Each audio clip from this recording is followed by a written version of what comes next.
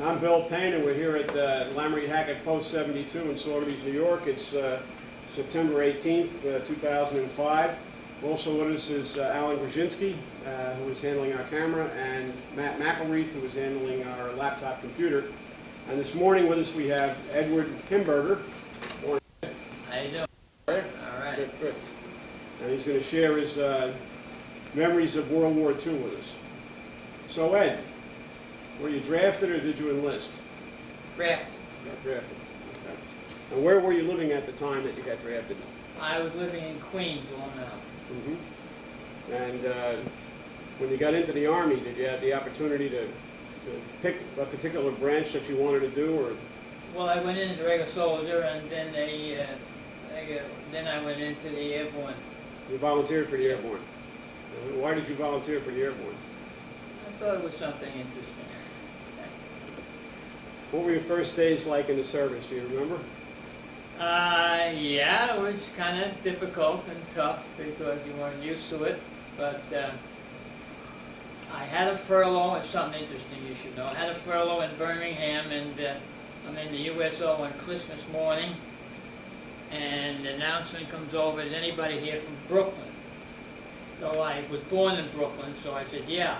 They said, there's a Mrs. Walker who'd like to take you for a Christmas dinner.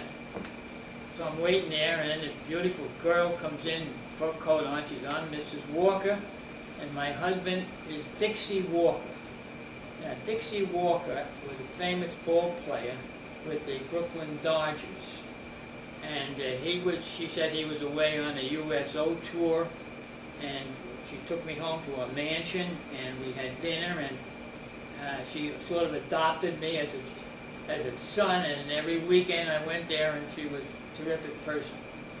And that's what I remember about the beginning in the Army. So even though you were living in Queens, you had been born in Brooklyn, right? I was born in Brooklyn, yeah.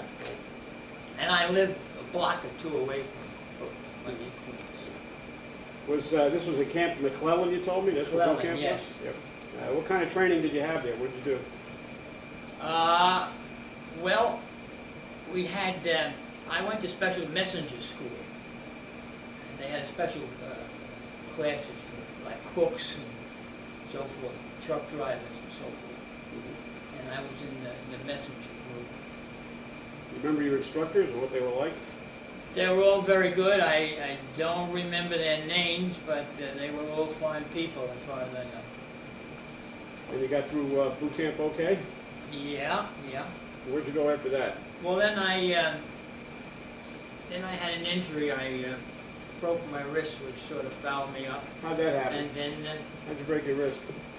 I fell from an extension thing that they had up there. I fell down and broke my wrist. That set me back for a while. And then I went over to Europe. Now, you were in the Airborne, but you weren't going to be a paratrooper because of that injury, right? That's right. And then instead you went into the glider forces? Yeah. Did you have any training in gliders here in the States? No, that was all over in Europe. Uh-huh. In England. In England. And it was very difficult. It was very windy over there, and actually a couple of practice planes went down. Yeah. Rough over there with the wind. Mm-hmm. You were in Taunton, England?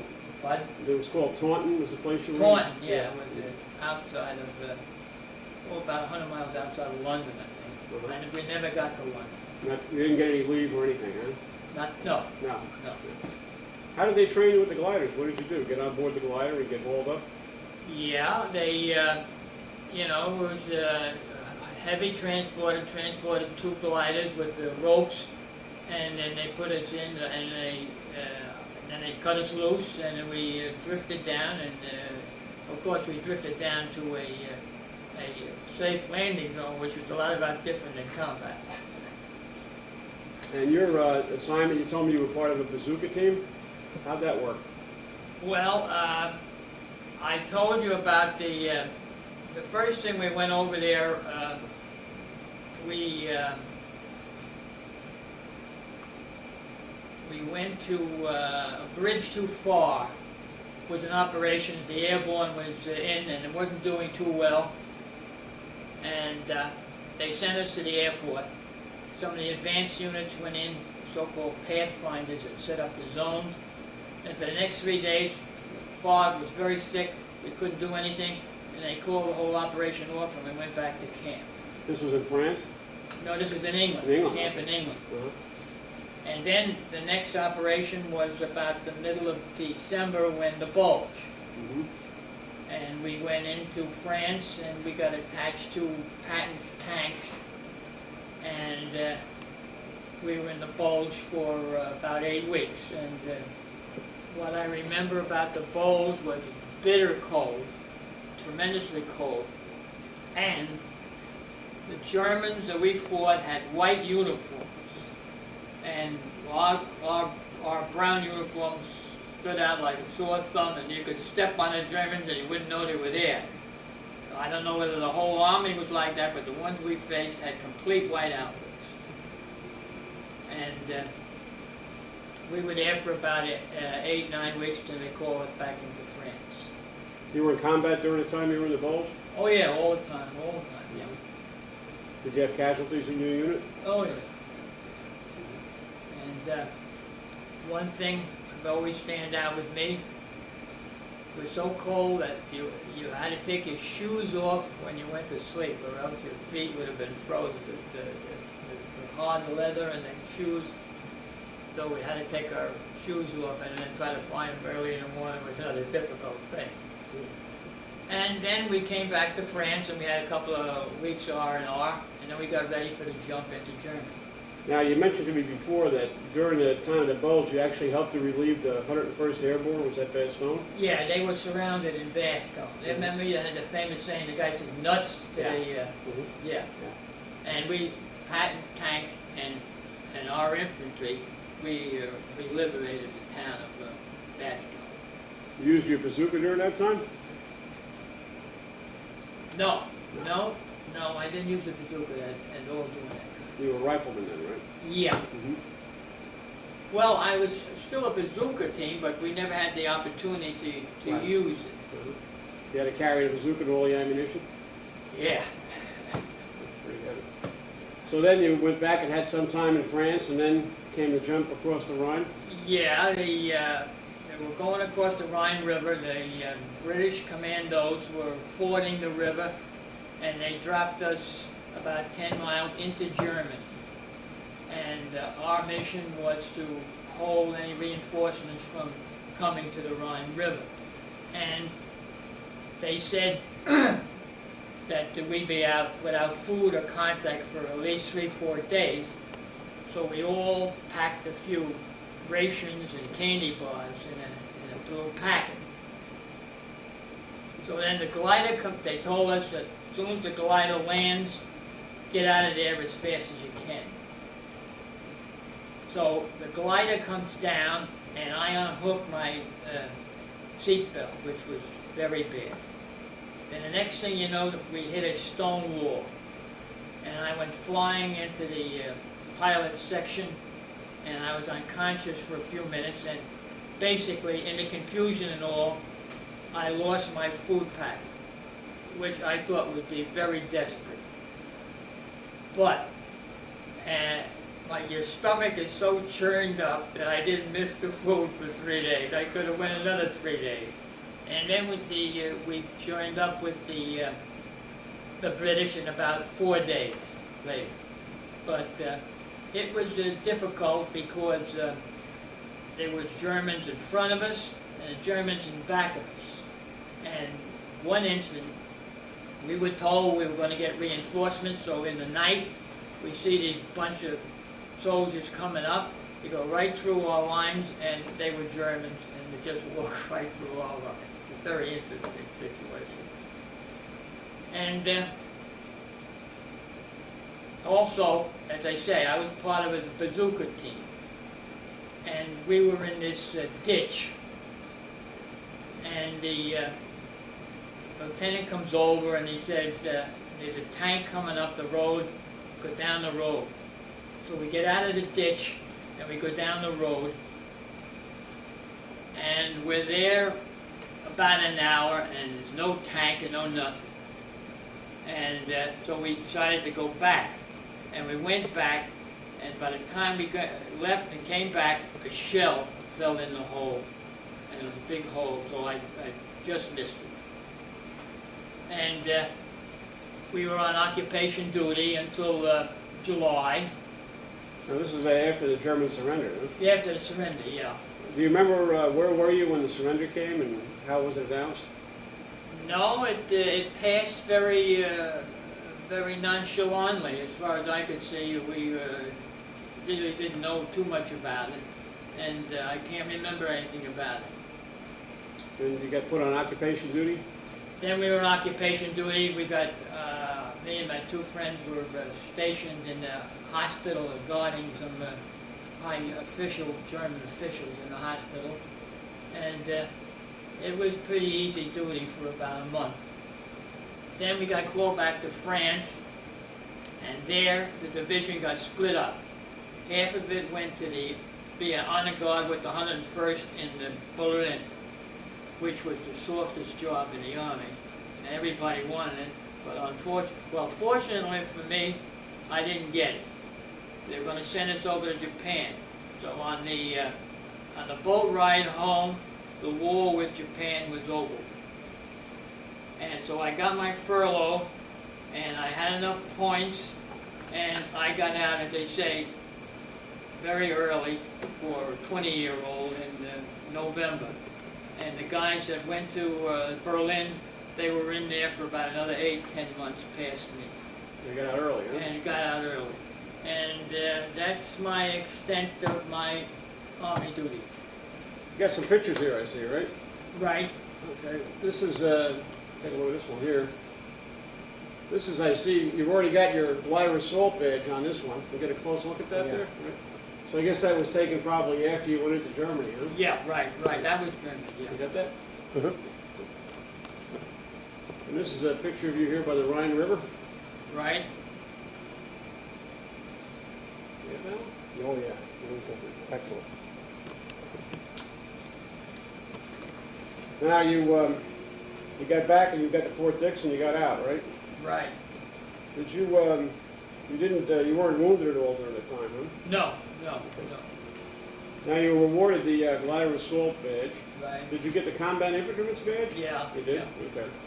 And also the European campaign. Yeah, right. And Good conduct. and the good conduct medal. Yeah, I never got one of those. And the World War II victory medal. Yeah, right. Now, when you got out of the service, then what did you get back in touch with your family? Were you able to do that? Yeah, I went back and I stayed with the family until I got married in 1950. 1950. During the time you were in the war, how did you keep in touch with your family? How did you do that? Letters. Letters? Letters, yeah. And did you have enough to eat while you were in the service, and supplies were adequate, or? Yes, I learned after the war that we were fed very well in the Airborne, much better than the regular Army. Do you remember feeling any particular stress during the time you were in? I guess you'd call it that. Actually, I didn't feel anything until about 8 or 9 years after the war. And I used to travel in the crowded subways to New York City to work, and everything, nothing bothered me. Then one day I'm on a train, and I break out in a cold sweat, and my heart's palpitating. I thought I was having a heart attack. I got to go off the train, and well, anyway, make a long story, for years after that I had this nervous so-called disorder, and I couldn't stand in crowds or something, and it probably had something to do with the Army. Yeah. But it took me years later, and I got over it. During the time you were in the service, is there anything you did for good luck, particularly? Anything for good luck? Yeah. Well, I had a Bible with a plate on it right next to my heart here. I guess everybody had one of them. And that's about the only thing. I said my prayers every day. What did you do for entertainment? Did you get any entertainment during the time you were in? Well, I was in the band before the war, and I got to play in a couple of bands while I was in the Army. Okay. On the side, Uh-huh. and we played at officers' dances, not enlisted men, officers' dances. So I did a little of that on the side. What did you think of your officers and your fellow troops? What was your opinion of them? The officers, I can say, were all pretty good. The only problem I had a sergeant. This is in the Airborne, and he was a Southerner. I think the only time he wore shoes was when he went in the Army. And I came from the New York area, so we didn't get along too well. Let's put it that way. Did you keep a diary? No. No. And what career, can you remember any particular humorous events, any funny stuff that happened? While I was in the Army? Yeah. No, it was all pretty routine and all. We had a lieutenant that was very nice, and we were not supposed to fraternize when we were in Europe and in Germany, and he did, and he got detention, and he had to work hard on it. That's the only thing I can remember about that. He got some sort of detention duty. He just couldn't talk to any females. That was a rule that was pretty much broken pretty frequently, I heard. Well, no, not too much. Not where I was, anyway. They was pretty strict about that. They were, yeah. Especially in the occupation of Germany, I guess, right? They were strict about no privatization. Maybe I shouldn't tell you. One thing, I took German in high school, Right. so I knew a little German. So this was doing the occupation. A group of guys come up and they said, "There's this group of women here trying to tell us something, and we can't understand it. Could you help us out?" So I said, "Yeah." So I go to the other part of the camp or whatever it was, and basically they wanted to go home and sleep with the guys. I guess they hadn't seen men in years or something like that. So I interpreted for them. I said, "That's for you guys." Did you use your ability in German? You said you were guarding some German officials in a hospital there? Yeah. Did you speak to these guys you were guarding? Or No. It was strictly secret, no talking to them or anything. But the one thing I remember about that this hospital was situated here, and all around the hospital, maybe 25 yards from the hospital, were all bombed out houses, which showed me the so-called efficiency of our bombers. It was just a tremendous sight. They didn't touch the hospital, but all around it was devastating. Where was that located? What town? Do you remember what town it was in Germany? I think it was Dresden. Oh, Dresden, yeah. I believe it was, yeah, I'm pretty sure it was Dresden, yeah.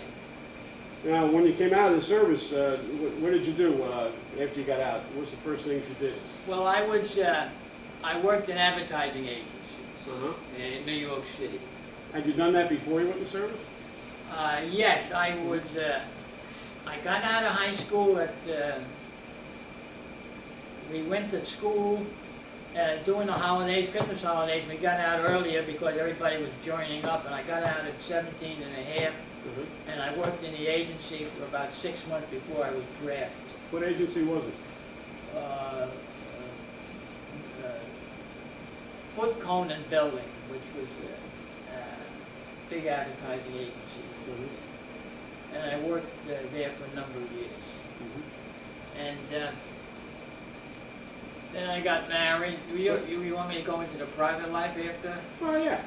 What, you had the job waiting for you when you came out, right? You were able to Yeah, go back to yeah. it? That's good. Yeah, and a lot of guys didn't get jobs for a long time after I waltzed right in. In fact, I got out on a Thursday, and I went back to work on a Monday. Did you go for any further education or training or anything like that?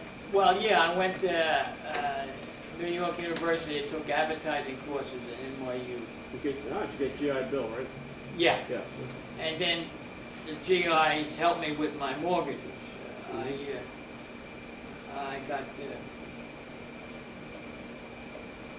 I got a mortgage on my first house on Long Island. Uh-huh.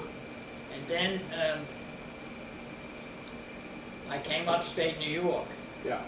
because the paper I worked for was on strike. What paper was that? The Long Island Daily Press Uh-huh. on Long Island. Yeah. They were on strike. So then I came up here and I told them that about the situation, and they gave me another GI loan for a second house, which was sort of unusual. But I guess the circumstances were there. Mm-hmm. So I got a GI for a house up in Saugerties. And then you continued working in the advertising field? Yeah, I worked in newspapers around in the area. Okay. And you got married? I got married in 1950, and I'm still married today, 56 years later. Good. What did you keep in touch with the fellows you served with during the war? Yes, I did. The two buddies that were very close that I went to the hospital with, I worked with them, and I keep in touch with them, and two of them have since deceased. And you have gone to reunions of your unit? I went to the last one up in Ellenville a couple of years ago. That's where I got this shirt. And you belong to a veterans organization, right? I'm all American Legion, right, and a number of years. And you're active in the post. You're the bugler for all our funerals. Yeah, I'm a bugler for all the military funerals for the last about 2 years, I guess. Had you played played your instrument after you kept playing even after the war and everything, right? Well, I played in bands before the war, and then my biggest I call break, I played with Dick Stabile.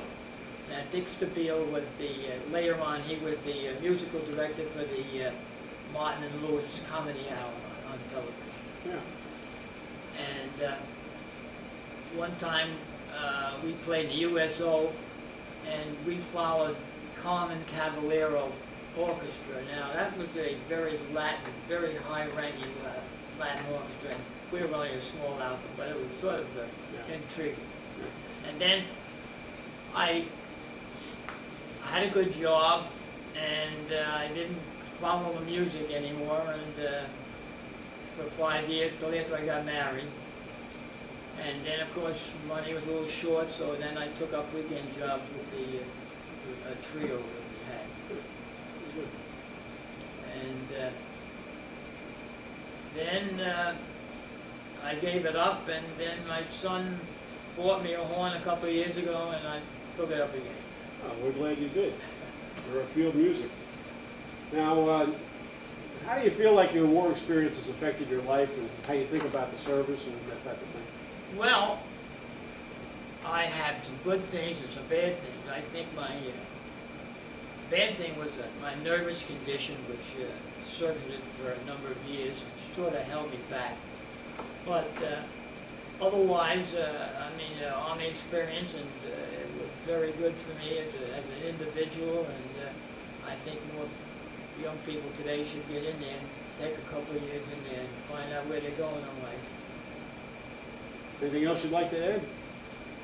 No, I had good experiences and all, and I played in later life on me what I did do in the Army, and I met different people and different types of people. Southern people, I found out they have a little bit different down the south than they are up here. fella says, he was shipping out, and he says, I go out with this girl I've been going out with. And I said, oh yeah, all right, I'll date her anyway. And I turned out she was about a 13-year-old girl. So things are a little bit different down there. You know, that reminds me, you and I had another conversation. You told me that when you were a kid, you remembered seeing Civil War veterans in the parades. Can you tell us a little about that? Yes, I guess it was about 1935. And Memorial Day in those days was a real big day compared to today. And I remember Civil War veterans right in the car. They all had beards on, and they all had a cane, sitting in the cane like this here. And I saw a couple of them, and that was, I always remember that. That was on Long Island? That was on Long Island, yes, right, yeah. About 34, 35. I was about 9 and 10 years old. Well, thanks a lot for sharing your memories with us. We appreciate it. Thank you. Thank you.